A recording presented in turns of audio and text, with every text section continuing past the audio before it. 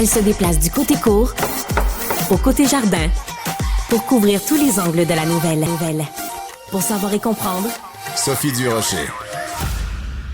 Alors, sur Netflix, en ce moment, Netflix Canada en 6e position, c'est-à-dire parmi les séries les plus regardées. Il y a cette série en français sur Raël, sur la secte des Raéliens. Ça s'intitule Raël, le prophète des extraterrestres. Et à l'intérieur de cette série, en 4 épisodes, on retrouve le témoignage d'une ancienne collègue, à moi, quelqu'un pour qui j'ai la plus grande admiration, Brigitte McCann, qui, à l'époque, au Journal de Montréal, avait infiltré le mouvement raélien. Brigitte, bonjour. Bonjour Sophie. Moi aussi, je suis contente de te parler. Ben oui, moi aussi, Brigitte, écoute, que de souvenirs.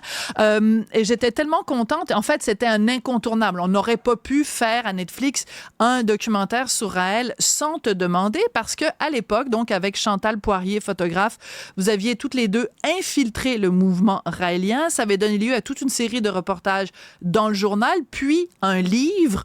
Quand tu as pris connaissance, toi, du documentaire en 4 épisodes de Raël, quelle a été ta réaction? J'ai été vraiment agréablement surprise par le sérieux de la démarche, tout le travail d'investigation. On m'en avait donné un aperçu, mais je pensais pas que ça serait aussi étoffé que ça. Puis de me retrouver dans un documentaire comme ça, moi-même, un documentaire que j'aurais regardé, moi, justement, en salivant devant le travail journalistique, c'est tout un honneur. Oui.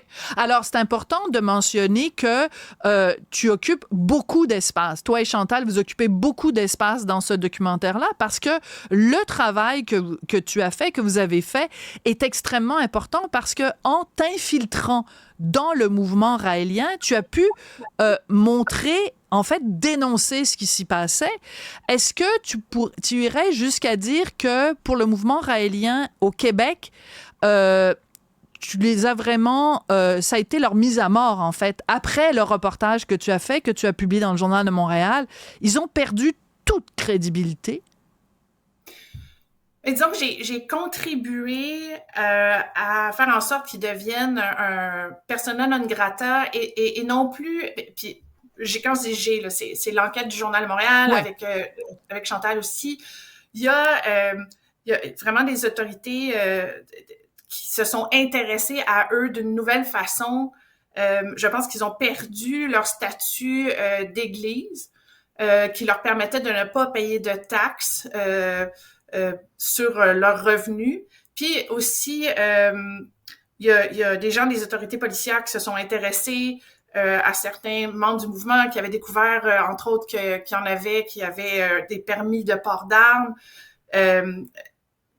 Bien sûr, je suis pas au courant de tous les détails de ces dossiers-là, mais il y a plusieurs choses qui ont fait en sorte que c'était plus difficile pour eux d'évoluer comme avant, quand tout le monde pensait qu'ils étaient un peu comme des bouffons, si vous voulez, là. Oui, oui, tout à fait. Les gens pensaient que c'était un petit peu, inoffensif. Tu sais, on se souvient, Raël va, tout le monde en parle, ha, ha, ha. Il se fait pogner la petite toque de cheveux. Mais je me souviens fort bien, Brigitte, quand tu as sorti ton livre et que tu étais au Salon du livre de Montréal et que tu avais été intimidée par des Raéliens. Je me souviens parce que je m'étais portée physiquement à ta défense. Avec Richard, on était allés te voir. Mais ce que je raconte pas ça. Je raconte ça parce que ce sont des gens qui ont un tel amour puis une telle foi en Raël ils te voient comme une ennemie. Et t'as eu peur pour ta sécurité, toi, Brigitte? Oui, bien, au Salon du livre, Sophie, moi, je me souviens tellement... Ils m'ont entourée, là. Il était une 50aine de personnes, puis là, ils ont fait comme un show de boucan. La sécurité du Salon du livre savait pas quoi faire. Moi, je voulais pas leur montrer non plus qu'ils avaient une emprise sur moi, donc je voulais me tenir droite devant eux, mais tu sais, je tremblais comme une feuille, là, tu sais.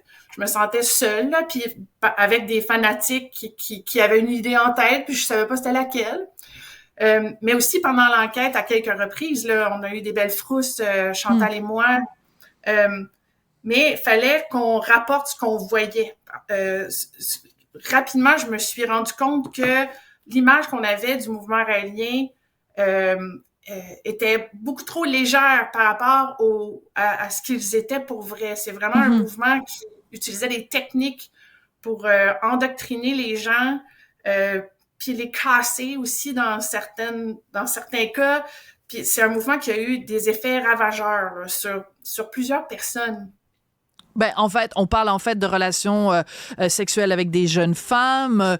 Puis tu sais, il y a eu des abus. On est allé jouer dans la tête des gens qui ne s'en sont jamais remis.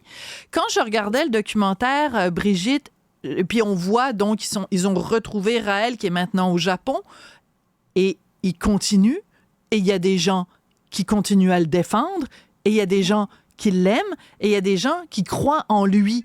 Toi qui as travaillé si fort justement pour déconstruire Raël, ça te décourage pas de voir qu'il est encore là et qu'il y a encore des gens qui croient en lui?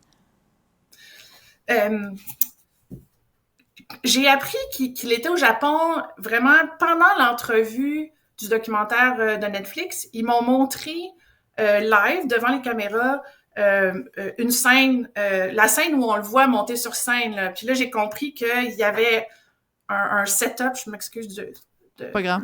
Une installation, bon, ouais. C'est ça, un setup qui ressemblait beaucoup à celui du Québec, puis probablement aussi à celui qu'il y avait en France avant, puis qui avait, dans le fond, reproduit sa recette ailleurs.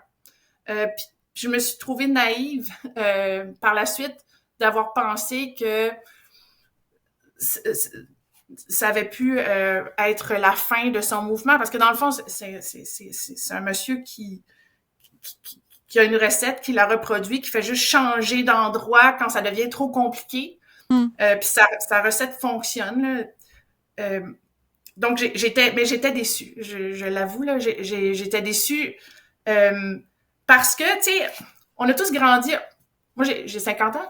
On a grandi avec les films américains où les bons finissent avec, tu sais, la victoire, les mauvais finissent avec... Puis là, il n'y en a pas de... Il y en a pas de rétribution ou de...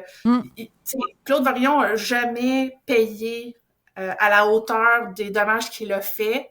Très bien dit. Alors, mais le documentaire, moi, je vois son utilité, pas tant pour ça, parce que Claude Varillon, en tant que tel, c'est pas quelqu'un qui mérite notre attention tant que ça.